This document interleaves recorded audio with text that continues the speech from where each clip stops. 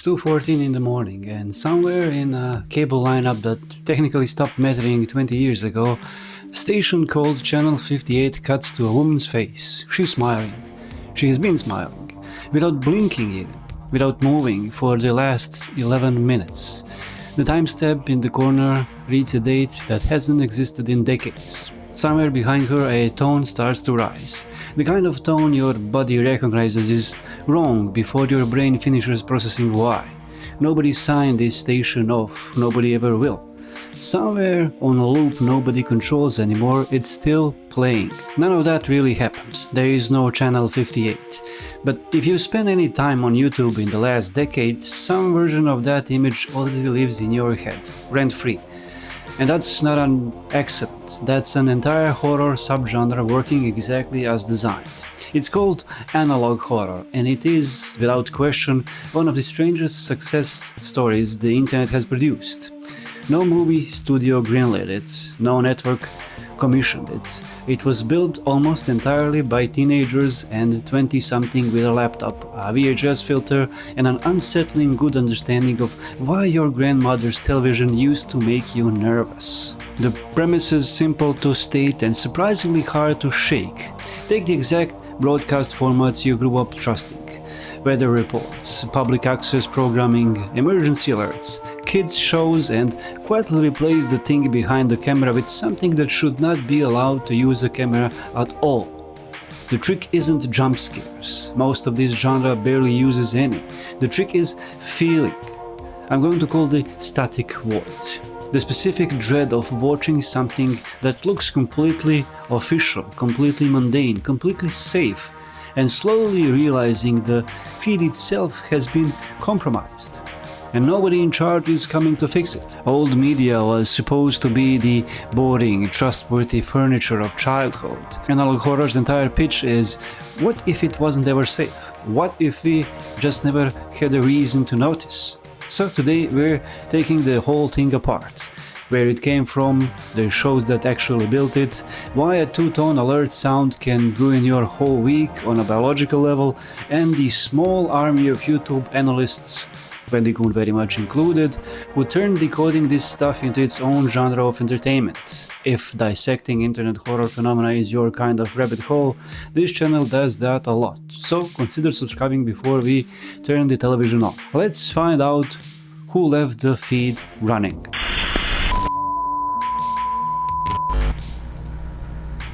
Now every genre needs an origin point, and analog horror is messier than the wiki pages make it look, because 3 or 4 different internet subcultures were all quietly circling the same idea at once, without fully realizing they were building the same monster. Let's start in 2009, a genuinely strange year for internet horror, because 3 separate things happened that all fed directly into what we now call analog horror.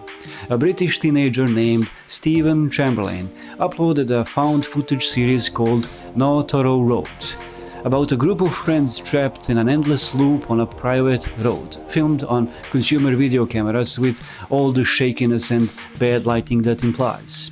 It's frequently cited as the genre's first real ancestor, low-budget, unpolished and unnervingly effective, specifically because it looked like something an actual teenager filmed and never should have uploaded. That same year, 2 other filmmakers, Troy Wagner and Joseph Delage, launched Marble Hornets, an alternate reality game built around the Slender Man mythos, told through YouTube uploads that were supposedly recovered camcorder tapes from a college film project gone wrong. It spread through cryptic secondary channels and hidden codes buried in the footage, forcing the audience to become detectives instead of just viewers. That single decision, make the audience dig for the story instead of handing it to them, becomes one of the analog horror's defining habits. And then there's Candle Cove, which might be the most important piece of this whole puzzle, because it didn't start as a video at all. Chris Straub, a web cartoonist, wrote it in 2009 as a forum thread. A group of adults on a nostalgia message board slowly, lovingly reminiscing about a half-remembering childhood show from the 1970s called Candle Cove. A show that gets more disturbing with every comment, right up until someone's mother reveals the channel only ever showed static. No video, no graphics. Just horrifying suggestion that your happiest, safest childhood memory might have been a costume the whole time. It got adapted into Sci-Fi's Channel Zero in 2016, but its real legacy is quieter than that. It proved that nostalgia itself, weaponized correctly, was scarier than any monster you could put on screen. And here's the thread connecting all three: found footage, cryptic puzzle box storytelling, and a specific betrayal of corrupted nostalgia. Analog horror wasn't invented so much as it was assembled, piece by piece, out of things the internet had already figured out separately were terrifying. It just took one person to wheel them all into a television screen. And that welding happened in a very specific kind of neighborhood. Creepypasta forums, ARG communities, and comment sections full of strangers building shared mythologies for free at 2 AM for no reason other than it was fun. That matters because it means analog horror was never a top-down creative decision the way a studio pitch would be. It grew sideways, out of hobbyists trading ideas back and forth in public, which is a big part of why the genre still feels so collaborative and so open to being picked up and remixed by anyone with a camcorder filter and a grudge against public access television.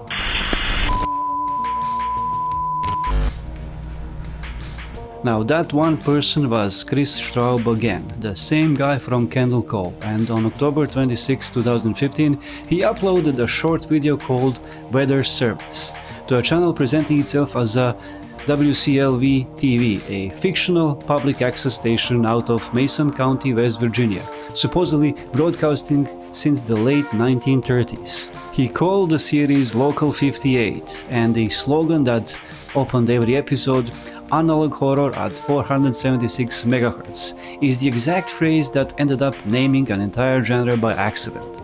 Straub wasn't trying to coin a term, he was just describing his own fake station broadcast frequency. The internet grabbed the phrase and never let go. The format was almost aggressively simple. Short videos, most of them running somewhere between 2 and 5 minutes, presented as hijacked or corrupted segments from this one small town station. A weather alert that quietly instructs viewers to stare directly at the moon. A children's program that dissolved into something that should not be teaching children anything. An emergency broadcast that keeps insisting everything is fine in a tone that makes you certain it isn't.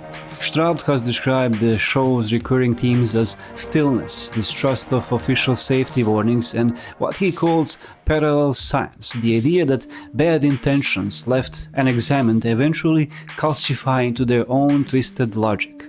There's no single continuous plot connecting every episode. That's the sort of the point. Real hijacked broadcasts wouldn't come with a seasonal arc either. Straub built this on iMovie and Final Cut Pro X to start, later moving on more advanced tools. But the effect never depended on expensive production. It depended on restraint. No jump scares, no monsters reveal in the last 10 seconds, just footage that looks completely plausible, completely official, right up until it doesn't. And by the time you notice, you're already unsettled and can't quite point to the exact frame where it happened. By December of 2022, Local 58 had crossed 500,000 subscribers and 20 million total views. Numbers that are honestly staggering for a channel with fewer than a dozen core videos. And its fingerprints are everywhere now. Critics have pointed directly at Local 58 as the influence on Skinamarink, the 2022 art house horror film that unsettled audiences using almost nothing but empty rooms, bad lighting, and dread. Guy making horror shorts in iMovie ended up shaping actual theatrical horror filmmaking less than a decade later. If you'd told him that in 2015, he probably would have assumed you were the one hijacking his broadcast.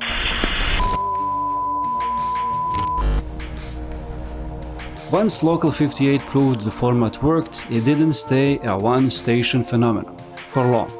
In 2019, a semi-anonymous Canadian creator going by Remy Abode launched Gemini Home Entertainment and immediately took the whole genre somewhere weirder. Where Local 58 presents itself as a one haunted television station, Gemini Home Entertainment presents itself as an entire haunted video distribution company from the 1980s and the 90s, an anthology of educational tapes, home movies, and commercials that all quietly build toward the same apocalypse. Underneath the wildlife documentaries and the astronomy specials, there's a genuinely massive hidden narrative. An alien intelligence called the Iris, described as something close to a sentient planet, orchestrating an invasion through parasitic creatures called woodcrawlers, a pathogen called deep root disease, and a shape-shifting horror referred to as nature's mockery. It sounds absurd written out like that. On screen, dressed in a warm VHS grain and stock 80s synth music,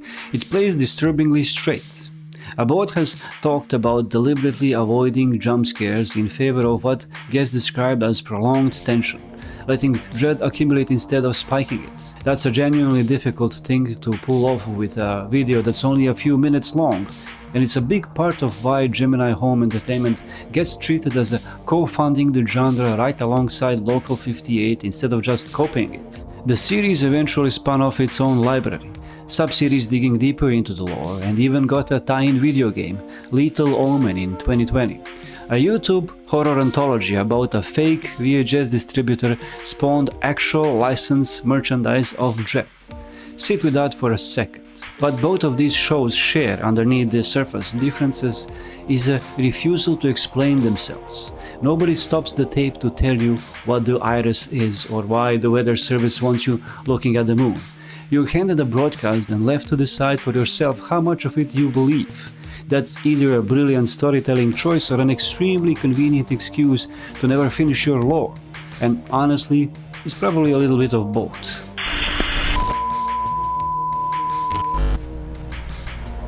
Then, in the summer of 2021, a 17-year-old from Richfield, Wisconsin uploaded a short film called Overthrown as his very first filmmaking project during a summer college program, and by accident created a piece of analog horror that would end up defining the genre for an entirely new, much younger audience. Alex Kister originally wanted to make creepy edits of children cartoons. He kept going because Overthrown got popular fast, and what grew out of it? The Mandela Catalogue became 13 shorts across 6 volumes and 2 acts, set in a fictional Mandela County, Wisconsin, spanning roughly the 1990s through the 2000s. Act 1 keeps the grainy VHS aesthetic the genre is known for. Act 2 shifts to the cheaper, harsher look of the entirely digital camcorders, which is a small production detail that does a lot of quiet work. The horror ages alongside the technology filming it. The lore centers on a shape-shifting entities called alternates, led by a being posing as the Archangel Gabriel, who is, this being analog horror, absolutely not the Archangel Gabriel. The alternates hunt by copying a person's exact appearance and then psychologically dismantling them, pushing them towards suicide so the copy can step into their life undetected. It borrows biblical scaffolding, Noah's Ark, Adam and Eve, and repurposes it into something that plays less like scripture and more like an incredibly effective ghost story your youth pastor never sanctioned. Dread Central called it the supreme example of what analog horror looks and sounds like, and the internet clearly agreed. A single soundbite from the series, the warning that if you ever see another person who looks exactly like you run and hide, and do not make eye contact, turned into a genuine TikTok trend in 2023, with people restaging it as a bit. 3 separate indie games got built inside its universe. In May of 2025, Kister announced a screenplay for a potential film adaptation, blending live action with found footage. A teenager's first ever film project made because he couldn't get the rights to edit actual cartoons is now on a plausible path to an actual theatrical release. If that doesn't make you want to finally start that project you've been putting off, I don't know what ever will. Speaking of putting things off, if you made it this far into the video, do yourself a favor and hit that subscribe, because we've still got the part where I explain why a screeching tone can ruin your entire week.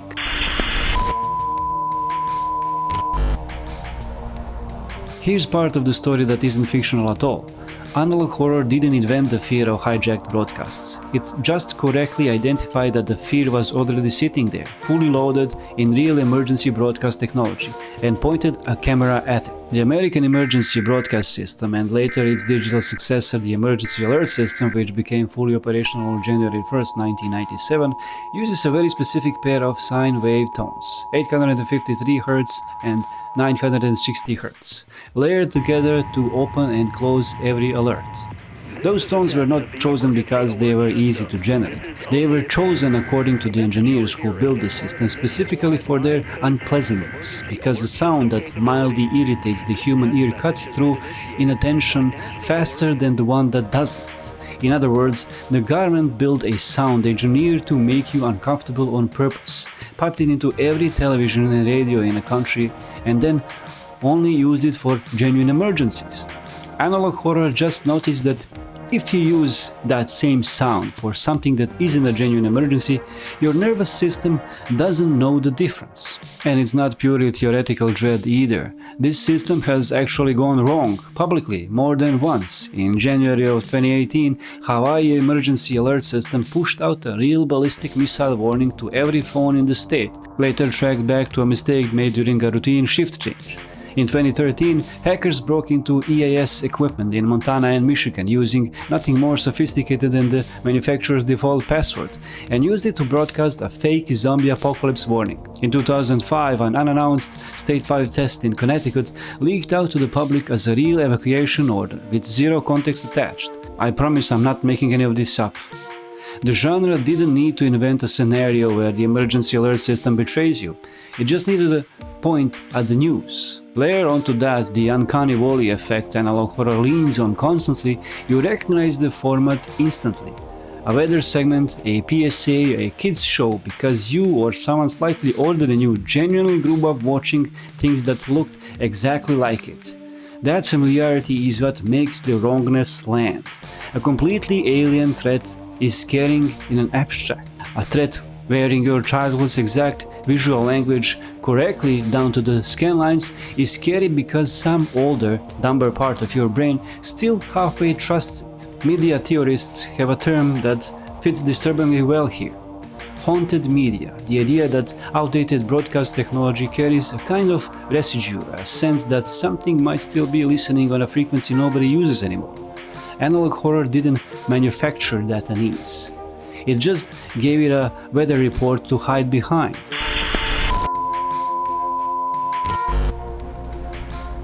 None of this lore stays buried for long though, because Analog Horror created an entire secondary ecosystem almost by necessity, the explainers. When a genre builds itself out of fragmented, cryptic uploads with no on-screen exposition, somebody has to do the work of stitching the timeline together, and that job turned out its own cottage industry on YouTube.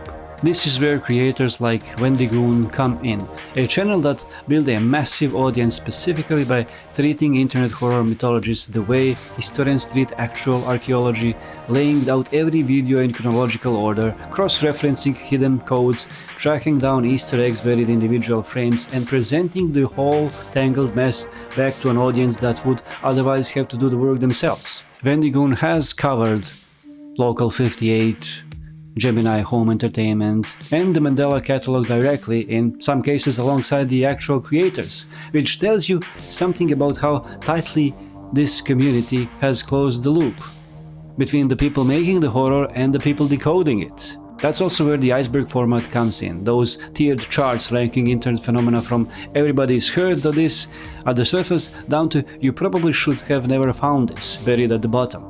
Analog Horror slots into iceberg culture almost too perfectly, because the genre already trains its audience to treat every video like evidence in an ongoing investigation.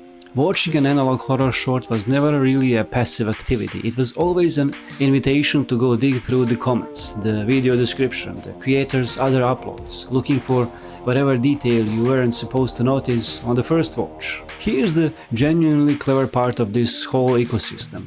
The mystery and the explanation ended up feeding each other.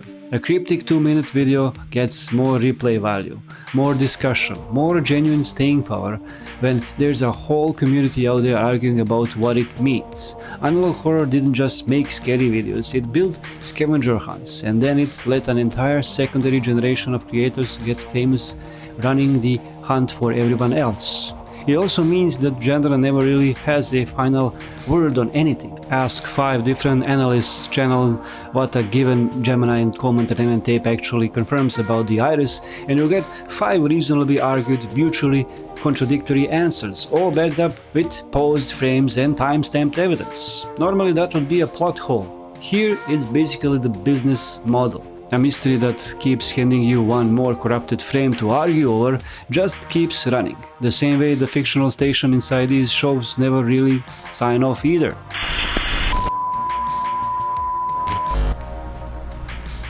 By the early 2020s, analog horror stopped being a YouTube curiosity and started leaking into rooms with actual budgets. Skinamarink released in 2022 unsettled art house audiences using barely any dialogue and long stretches of near total darkness, and critics repeatedly drew a direct line back to the visual language Local 58 had already been running for years. Kane Parsons' Backrooms shorts, born from a single creepypasta image of an empty liminal room, grew into their own analog-adjacent horror universe and got picked up by A24 for a theatrical release. Archive 81, a podcast-turned-analog flavored mystery, got a full Netflix adaptation in 2022, even if it only lasted one season before cancellation. None of these are strictly analog horror in the YouTube sense, but every single one of them is speaking the dialect that Local 58 and Gemini Home Entertainment spent years teaching an audience to understand. And the genre's reach got stronger than horror entertainment entirely. In 2024, Indonesian pro-democracy activists protesting the country's House of Representatives adopted an emergency alert system-styled video as a piece of protest imagery, borrowing the exact unsettling visual grammar of a hijacked broadcast to signal that something in their own real institutions had gone wrong. That's a genuinely wild piece for a YouTube horror aesthetic to end up, repurposed sincerely as political shorthand for institutional distrust by people who almost certainly grew up on the exact childhood broadcast this genre is built to corrupt. That's the real tell that analog horror found something true. Genres built purely on gimmick don't usually escape their own platform. This one did, because underneath the VHS brain it was never really about ghosts in a television. It was about what happens when the systems we were told to trust unconditionally, the weather service, the emergency broadcast, the children's program block, quietly stop being trustworthy, and nobody tells you exactly when that happened.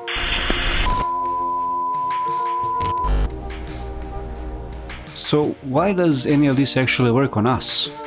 I think it comes down to something almost embarrassingly simple.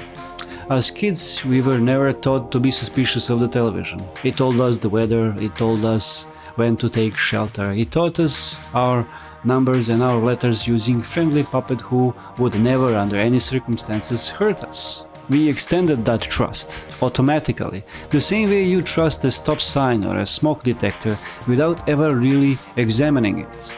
Analog horror's entire trick is holding that unexamined trust up to the light and asking gently, what if you were wrong to give it away so easily? What if the friendly puppet is still out there, still smiling, still running on loop, nobody is watching anymore? It's a deeply silly premise, dressed up in a scan lines and static. And it's also somehow one of the more honest horror ideas the internet has produced in the last 15 years, because it's not really about ghosts in your television. It's about how much your childhood safety net you accepted on fate and never once thought to check. Maybe that's worth sitting with the next time something officially looking crosses your screen. Whether it's a hijacked broadcast from Mason County or just something that seems little too polished to question. The static was never really the scary part. It's what happens right after it clears. Stay strange, stay sharp, don't stare directly at the moon. See ya.